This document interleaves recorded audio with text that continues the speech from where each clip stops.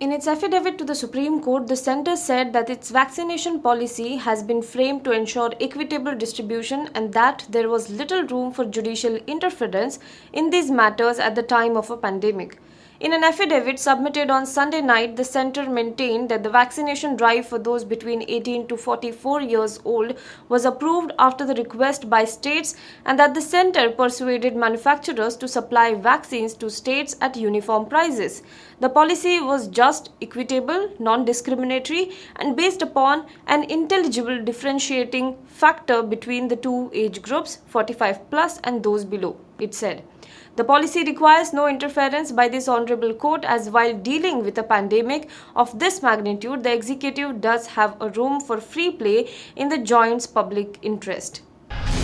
Assam Health Minister Himanta Biswa Sharma will take oath today as the next Chief Minister of the state after he was elected unanimously by the BJP Legislature Party, which met in Guwahati on Sunday. According to sources in the party, Sharma's name was proposed by incumbent Chief Minister Sarbananda Sonowal.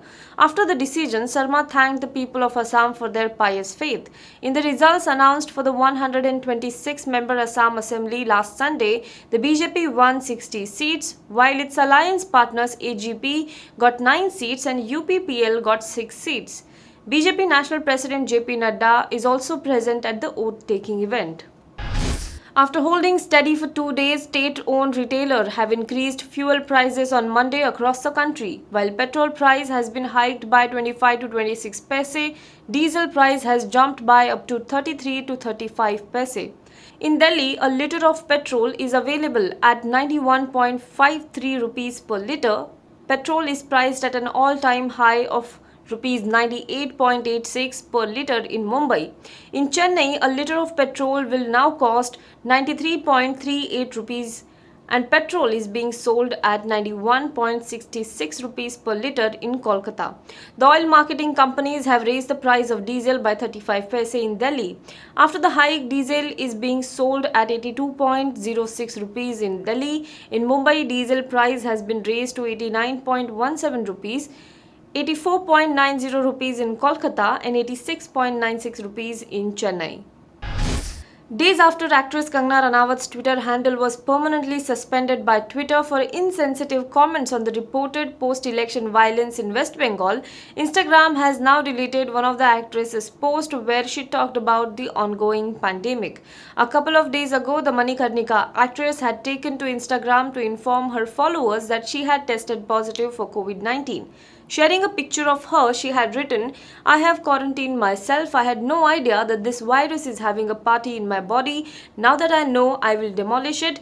People, please don't give anything any power over you. If you are scared, it will scare you more. Come, let's destroy this COVID-19. It is nothing but a small-time flu which got too much press and now psyching few people." Soon after her post, she faced a lot of backlash for calling COVID-19 a small-time flu as people tried to draw her attention to the surging number of cases in the country and deaths that have happened. People perceived her comment as insensitive as almost more than 2 lakh people have lost their lives in the country owing to the pandemic. West Bengal Governor Jagdeep Dhankar, known for his frequent collusion with Chief Minister Mamata Banerjee, has given his nod to the CBI to prosecute 4 erstwhile ministers of her government in the Narda tape scandal. 2 of the former ministers now facing CBI prosecution were sworn in on Monday by the governor himself.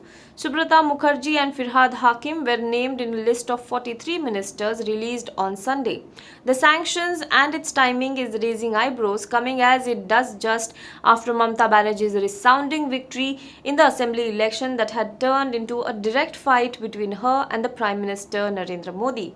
And also because Lok Sabha Speaker Om Birla is yet to sanction the prosecution of Suvendu Adhikari, a former Trinamool Congress minister who is now a BJP MLA from Nandigram.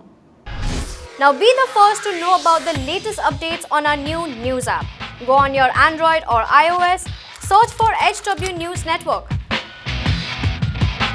Download our app, choose the language you prefer to get updates in, and be up to date with the latest news.